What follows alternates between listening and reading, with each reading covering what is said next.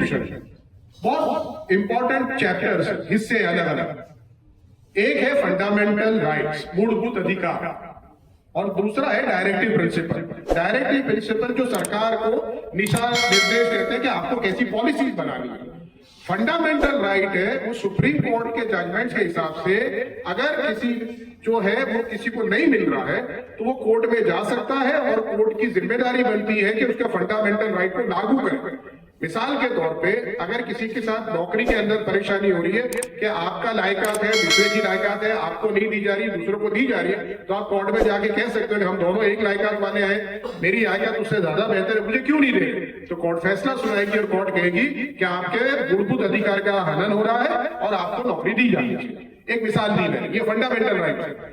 तो ये fundamental rights court अपने जजमेंट से लागू कर सकती है।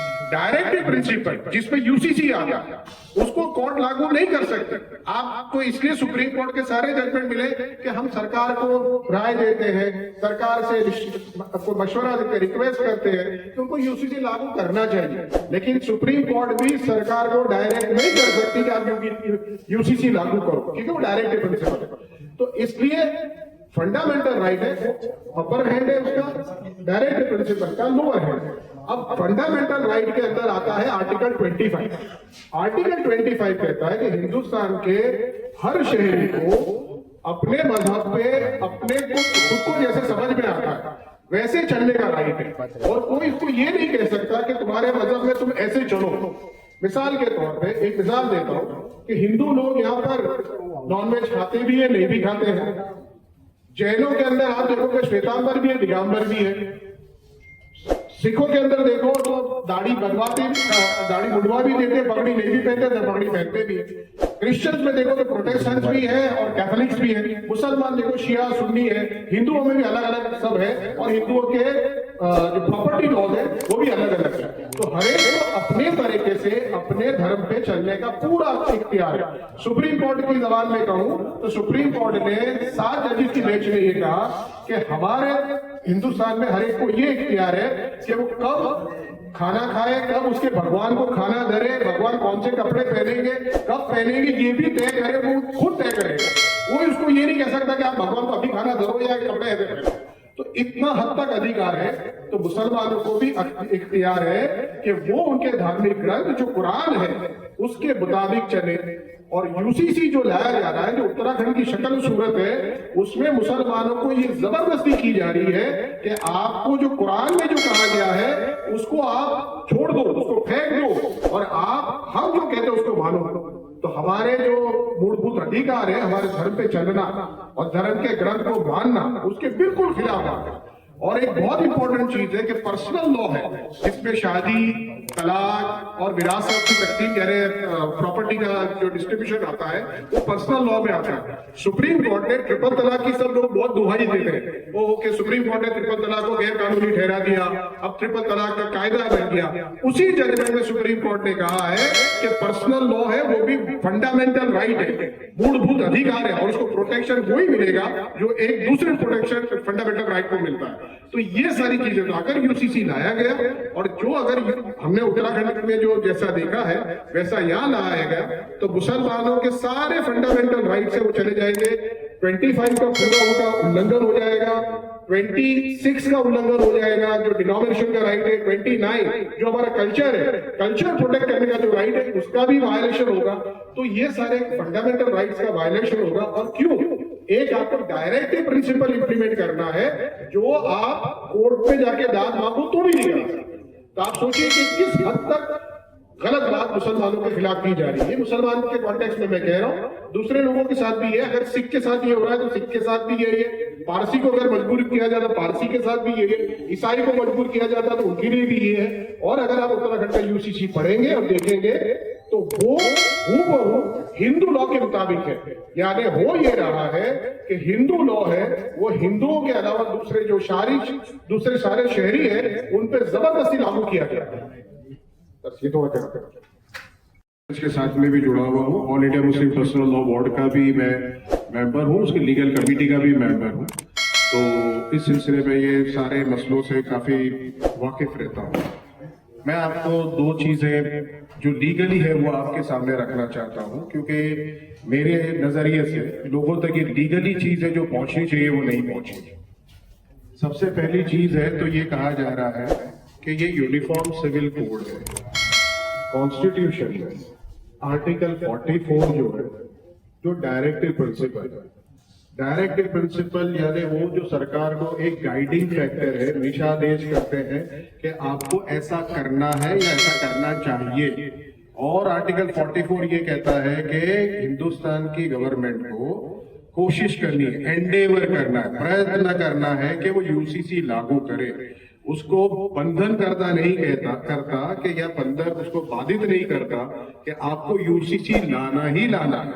तो सबसे पहली चीज तो आर्टिकल 44 को हमको सही तरह से समझना चाहिए कि आर्टिकल 44 कहता है कि यूसीसी लाने की कोशिश करनी, प्रयत्न करना है। दूसरा ये है कि यूसीसी जो लाना है वो यूनिफॉर्म सिविल कोड है जो सब पे लागू है। यानी ऐसा नहीं कि आप इसको छोड़ दो, इसको पसंद नहीं है तो उसको निकाल दो। जिस तरह से उत्तराखंड में लाया तो ट्राइबल्स को निकाल दिया। अगर वही चीज गुजरात में की जाती है तो तकरीबन 15% परसेंटेज को यूसीसी लागू नहीं होगा। तो अगर ये ऐसा यूसीसी है तो ना उत्तराखंड में यूसीसी है ना ये गुजरात में होगा। इसके अलावा एक और चीज जो है वो ये है कि पार्लियामेंट यूसीसी लाना वो इंडियन गवर्नमेंट का काम है, पूरे हिंदुस्तान भर के लिए लाना है, कोई टेरिटरी ऑफ इंडिया के लिए लाना है, जो आर्टिकल 44 कहता है। ये नहीं कहता कि एक एक राज्य के लिए ले जाओ।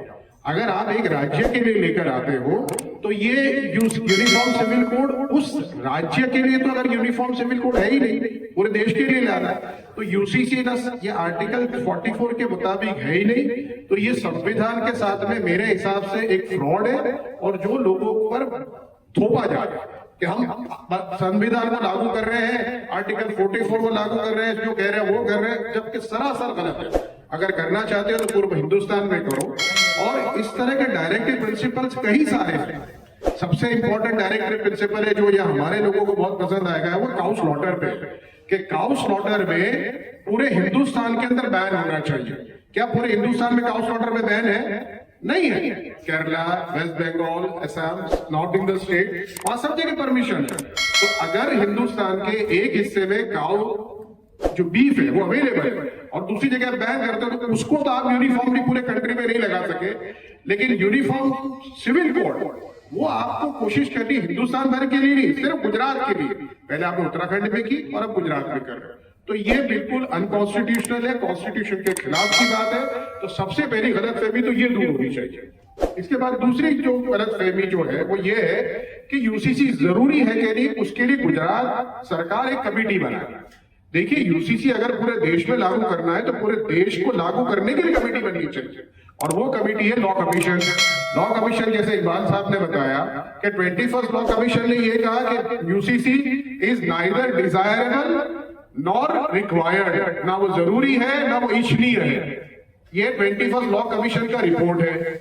22nd लॉ कमीशन ने लोगों से अपने व्यूज मांगे लेकिन आज तक रिपोर्ट नहीं दिया। इसका मतलब ये है कि जो अथॉरिटी बॉडी है लॉ कमीशन, उसने अभी तक कोई ओपिनियन नहीं दिया कि यूसीसी जरूरी है कि नहीं हिंदुस्तान भर के लिए। लेकिन गुजरात की गवर्नमेंट एक कमेटी अपॉइंट करती है और वो ये कहती है कि गुजरात में जरूरी है कि नहीं, हम उसको जानने की कोशिश करेंगे। अब ये कमेटी जो गुजरात में बनी उसके बारे में भी जान रहे हैं। ये कमेटी के अध्यक्ष बनाया है जस्टिस रंजना प्रकाश देसाई साहिबा को, जो सुप्रीम कोर्ट के रिटायर्ड जस्टिस है। ये वही है कि जिनको उत्तराखंड में जब कमेटी बनाई तो उनको वहां पर भी इनको अध्यक्ष बनाया। वहां पर इन्होंने मार्गदर्शन में, इनकी सरपरस्ती में जो कमेटी बनी, उसी ने वहां कहा कि यूसीसी लागू होना चाहिए, जरूरी है, और इसी की एक शक्ल सूरत बनाई। उसी को आप अगर गुजरात के अंदर अध्यक्ष बना के कमेटी बनाते हो तो आप सोचिए कि कितना ईमानदारी का काम है। वही जज साहिबा को जिसने एक राज्य में यूसीसी लागू होना वो जरूरी ठहरा दिया और यूसीसी बना दिया, अब वो गुजरात में जब आकर कमेटी के अध्यक्ष बनती है और ये कार्यवाही करती है तो हमको तो कोई उन पे भरोसा नहीं है और ईमानदारी वाला कदम नहीं है। अब उस कमेटी ने काम कैसे किया वो भी चीज बता दी कि वो उसमें ईमानदारी की कोई कहते ना टपको ही नहीं कि ईमानदार हो है। वो जो जिम्मेदार है, जो अफेक्टेड है, उनको तो बुला नहीं रहे और बोला ऐसे लोगों को रहे कि जो उनको जैसा ओपिनियन चाहिए वो दे दे और जाके मीडिया को कहे बहुत अच्छा काम हो रहा है।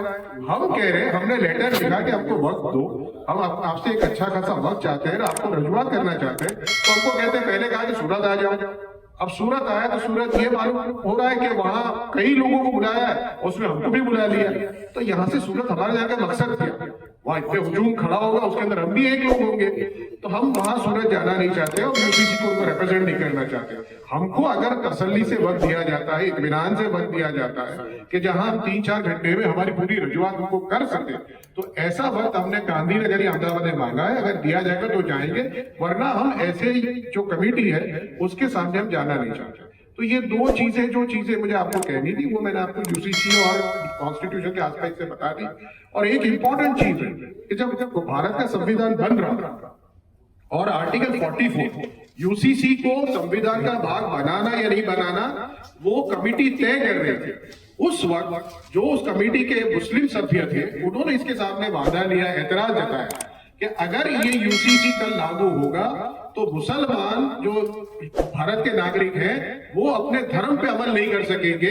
तो इसमें आप एक सुधारा करो और सुधारा करके ये कहो कि ये जो लोग पर्सनल लॉ से गवर्न है, जो भी है, मुसलमान है, आदिवासी है, दूसरे जो भी लोग क्रिश्चियंस है, पारसी है, उनको ये लागू नहीं होगा। तो अंबेडकर साहब ने उस कमेटी को आश्वासन दिया, जो आश्वासन हमारे लिए आज भी बहुत अहम बात है और हमारे लिए बहुत जरूरी है। हमारी पूरी जो आज एग्जिस्टेंस का दारोमदार वो आश्वासन है। अंबेडकर साहब ने ये कहा था कि देखिए आप बहुत परेशान ना होइए, अगर भारत में यूसीसी लाने की कोई कोशिश होगी तो उस वक्त ये तय किया जाएगा कि जरूरी है कि नहीं, और जरूरी अगर लगा तो ये यूसीसी वॉलंटरी बहुत तफसील के साथ हाकिम साहब ने बताया। मैं एक बात से कितना कहूँगा, अब देखिए हिंदुस्तान की आज पूरी दुनिया में शिनाख्त एक पहचान है और उसकी वो यूनिटी डाइवर्सिटी है। और बड़ी खुशी की बात यह है कि अभी अगर आप लोगों ने पिछली बार प्राइम मिनिस्टर को मन की बात में सुना हो तो उन्होंने भी उसकी पुष्टि की है, क्योंकि ये महीना ऐसा चल रहा है जिसमें तकरीबन तमाम धर्मों के अलग अलग त्योहार आ रहे हैं। उन्होंने कहा ये त्योहार की विविधता जो है, सब लोग अपने अपने ढंग से अपने त्योहार मना रहे हैं, ये हिंदुस्तान की शान है जो विविधता में एकता पैदा करता है। ये तो प्राइम मिनिस्टर के खिलाफ भी आप बात कर रहे हैं अगर समानता लाने की बात करते हैं। और अगर ये हमारी जो विविधता में जो एकता है अगर ये खत्म हुई तो हिंदुस्तान की बहुत बड़ी पहचान जाएगी और ये तमाम हिंदुस्तानी का नुकसान है। इसमें कोई मुस्लिम सिख ईसाई का सवाल नहीं है, इसलिए भी इसको नहीं होना चाहिए। और समानता यूं भी नहीं रहती, जैसा भी हकीम साहब से बताया कि आप उसमें आदिवासियों को एग्जाम्पशन दे रहे हैं तो समानता रही कहाँ। ये तमाम चीजें हैं, वक्त नहीं है, इसमें बात ज्यादा तफसील से नहीं की जा सकती। तो मैं इसी एक पॉइंट पर कि उसकी जो विविधता में एकता में विविधता जो है उसकी वो कायम रहनी चाहिए और हिंदुस्तान की पूरी दुनिया में कोई पहचान है, उस पर किसी तरह का हक पाता है तो पूरे देश के नागरिकों को